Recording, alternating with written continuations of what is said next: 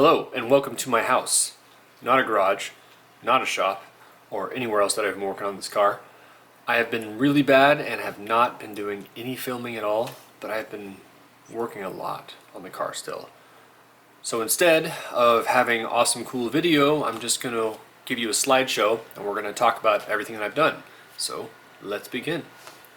So here's the hole I had to make for the ram air latch. And then this right here is where we decided to go ahead and paint everything underneath. That way we can bolt on the panels, and from that point we really just have to worry about the outside. We don't have to worry about painting underneath this. So we also clear coated it and everything. We'll go ahead and continue on like edging things as we need to, or opening the doors up and everything to get the edges in to blend everything.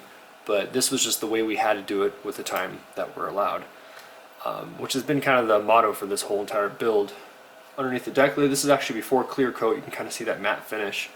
And then as we start adding coats of clear, this will look much nicer. We're going to go ahead and put the whole ram air plenum underneath that. That'll help, give us that look and that function that we're after. These are just the little parts for, well, we had extra paint that we needed to burn up through. So we've got our sport mirrors, we've got some dash caps, hinges, things like that. This was a nice way to use the paint we had at the time before it went bad, and some things we needed to go ahead and take care of. So it was kind of a pain. Mirrors are not easy to sand, and there was 2 coats of paint on it because there was the original paint and then someone had painted over that another horrible shade of blue, but now they're green. And then we've got the car at this point was just starting to get things lined up. I think we were just working on getting the ram air. Yeah, that's what it was. I decided to take a look at this and put my little ram air twist locks in there, and it looked so cool I just had to take a picture. So one thing that I decided to do was work on the dash. As you can see, it was blue before and it had a blue interior, but since I'm going black interior, I thought it would be cool to have the green, and we had extra paint like I was saying. So this is me priming it, and then boom, paint. This made it look so much better. This is the car starting to look like a car. We've got the spoiler on, which is a pretty cool feature. This particular spoiler was aftermarket, so the pedestals were kind of a pain in the butt to line up. I had measurements from the 429 site, and that had really detailed where everything should be, and none of them lined up. So it took a bit to eyeball it, reference other cars, and get it bolted on. But once it was bolted on, it totally gave it that look that, of course, I'm after, which is that signature kind of muscle car Mach 1 look. We decided to put the bumper and the grille, just placed them on right now. At this point, you can see the bumper isn't quite lined up. It's just sitting, and we ended up actually making this thing look a lot better. The hood's got a little bit of a bow in it, which was somewhat a problem in some of these cars. After you'd close them a lot, you could develop a bow. We still got to try and work that out. There's a couple of different methods we could use, but besides that, our gaps were really lining up nicely. And I wanted to take a picture because I think this was the first time that everything had been on as far as the grille, the bumper. This was something that was kind of bothering me, and this will be a good question for you guys that have earlier model Mach 1s, or Mustangs for that matter, that have this little trim piece on the nose. It doesn't quite sit flush, and it's interesting because different models have it to where it comes down and around and makes a much better look. This was kind of weird, and it's pot metal, so there's not much I can do about it. I'm sure once it's all green it won't really matter, but I took a picture of this just as a reference so I could mention it to other people. I had another reproduction hood trim piece, but it wouldn't fit on this one, and I think it's just an early model thing. So we'll just rock it for now. Maybe we'll come up with a better idea. Who knows? This is the bottom part of the twist locks. You can see there's a lot of area for adjustment, and it took quite a bit to get it in place. I used a hammer a lot. It's kind of funny how many times things haven't fit on this car, and I just decided to use a hammer and smack it into place, and it works just fine. What else we got? And of course this is the top part of that twist lock. I think I used a 3-inch diameter hole saw. Don't quote me on that. But then after that I had to take a little carbide burr and open it up just a little bit further for those to sit nice and flush. So that's a good tip for those that are looking at doing this or installing these. After that, getting it to line up and make sure everything's centered, there's enough adjustment I feel on both the twist lock and the bracket that it goes into that if you center everything up pretty close, it should line up with the small adjustments that you have. But getting that thing to come down and twist and lock into place was a pretty cool feature to have. I believe that was required on ones that had the Ram Air. We got the spoiler here, kind of this back angle. A little note, you can see that the fender for the passenger side was actually not the reproduction one that I had started with. And the reason being is we tried lining that up and actually it was not working at all. A lot of the bends and the lines, nothing was lining up right. If we had more, I don't know, time or better fabricating work or anything like that, we probably could have made it work. But I took my original one, which needed some body work, but was actually straight. As soon as we bolted it up, it was night and day difference. So we stuck with that one. At this point, it was back to bare metal, and we had already, after this, of course, sanded, reprimed, epoxied. We still have to do the body work on that now, which was kind of the pain in the butt, but at the same time, if you were there, you'd see how much better it lined up. This was the last piece of welding that I needed to get done. I had a coworker come by. This was the seat pedestal. This one kind of gave me a ring around. I was trying to get the right one and was sent the wrong one a couple times, and finally this one's a Dynacorn one, and I highly recommend these because it welded right into place, and it was a really nice fit compared to other ones that I've tried. You can see here we had screwed on the rear valance for the dual exhaust, and it looked so cool. I had to take a picture. With this point, we were trying to bolt everything we could onto the car so when it left on the trailer, we could get it in one piece. There's the dash now starting to get put together. These some new plastic pieces here, new lens. That looks very nice and clear. Kind of took that apart, and the completed dash is like that. Oh, it's getting there, but I got that new centerpiece, the dash pad. This is all kind of just a mock-up. I still need a few pieces. And if you're curious about that little tag that I have above the glove box, this whole entire build has been designated to my daughters, and that's a whole other story for another time. This is the car leaving the shop. This is a pretty big day. It was super cold that day. I want to say it was close to 0 degrees, and strapping that thing down was a pain, but we made it to the top of the hill and no problems. The truck, or car, I guess, is now at my dad's shop, and it's been sitting there for a month, very cold. So I've been doing other things, such as rebuilding my heater box. This was a job in itself. I started dismantling it and finding all sorts of problems, rust and the foam. Everything was just not what I wanted. You can see the evap there, and it had been sitting in water at some point. This was all due to a rusty cowl. And then we have my blower motor, which I did test and make sure everything worked in all speeds. So that was good. At least something worked. Another picture here is just more and more of the rust and stuff that I found in this box that led me to decide to go ahead and replace it with a completely new one. ACP makes a box, and I was able to purchase the whole thing. As you can see right here, it looks awesome. Now we have all of our vacuum lines and actuators, which I did test to make sure that they all function as they should. The doors open and close, all the vacuum lines were hooked up good, and it's got new seals where it meets up against the cowl. This was definitely a really big day for me because that was a big project and took quite a bit of time. It was even more exciting putting it back in the car, as you can see. In fact, here I got my steering column in as well and pedal assembly. This was one of those things that we were trying to bolt on as much as we could, and it was nice to be able to steer the car out of the shop. So to have that steering that you saw me redo before and put it in, everything works, that made me happy. It was just needed. There we go. So this picture is with our chin spoiler installed, as well as the bumper now lined up much better. You can see there's not much gap at all, and it fits really flush. This was, I think the week before we got it out of the shop.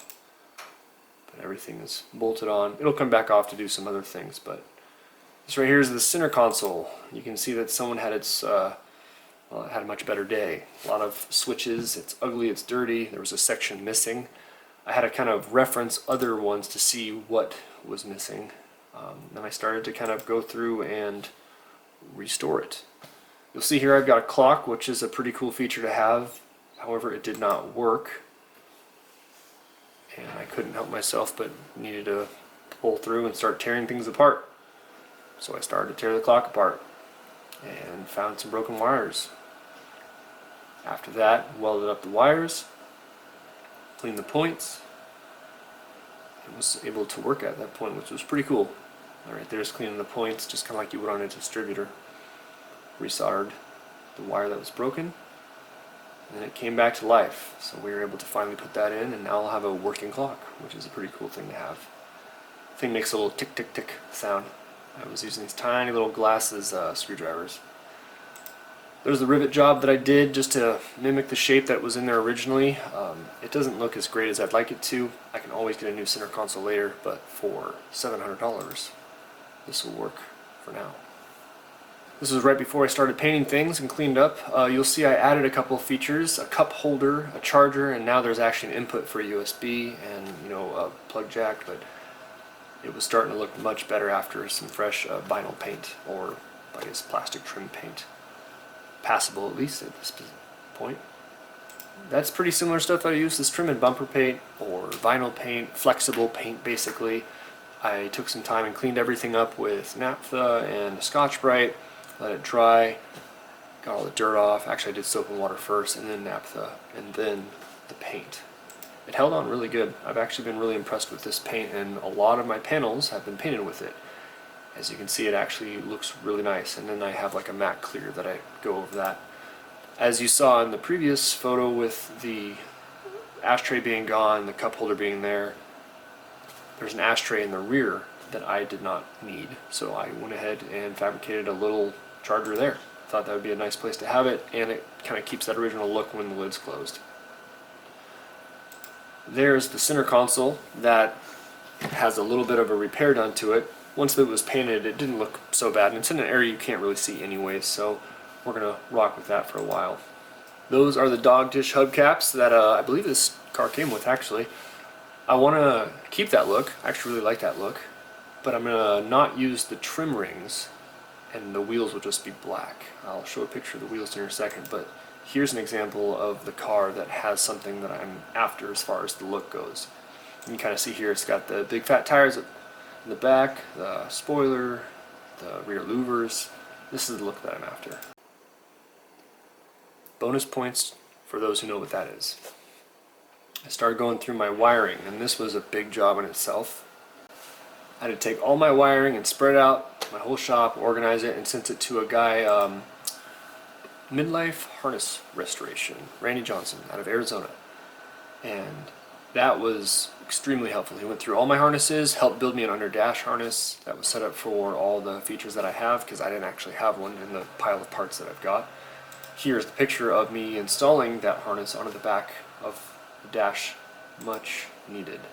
And it's cool because everything just is original, so it bolted right up, lined right up, didn't really have any fuss with that. Next up is seats. I am not an upholstery guy, however I can take stuff apart. So I started to just dismantle. We got the bucket seats, we got the rear seats. My seats are full down. And there's the back, took the cover off, and kind of just went at it and started digging down to the frame. I wanted to really get down. As you can see, there's lots of rust. I wanted to clean that up. This is just more seat tracks. Clean the tracks and grease those to make them function properly. I use this Duplicolor rust barrier, and it really helps seal in the rust. It kind of creates a little rubbery look. I've used this on a lot of areas on the car, and overall for what it needs to be, I think it does just fine. And it has kind of a glossy finish. This particular one does, but it doesn't bother me. Back seat,